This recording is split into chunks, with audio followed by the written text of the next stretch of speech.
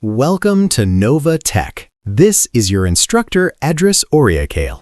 Today, I am going to teach you how to make the Create QR codes using CMD, Command Prompt.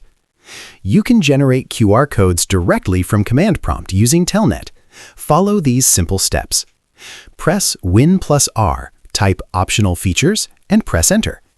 In the Windows Features window, check the box for Telnet Client. Make sure your system is connected to the internet, then click OK and wait for the installation to complete.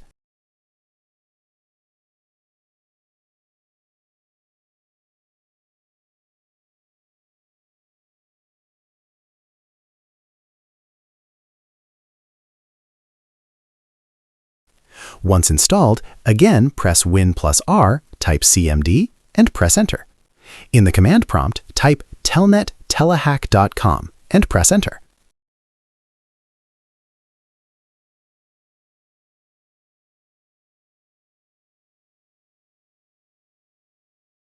After connecting, type .qr, then press Enter. When prompted, enter the text or words you want to convert into a QR code. The system will instantly generate a QR code in the CMD window. You can now scan the QR code using your mobile phone.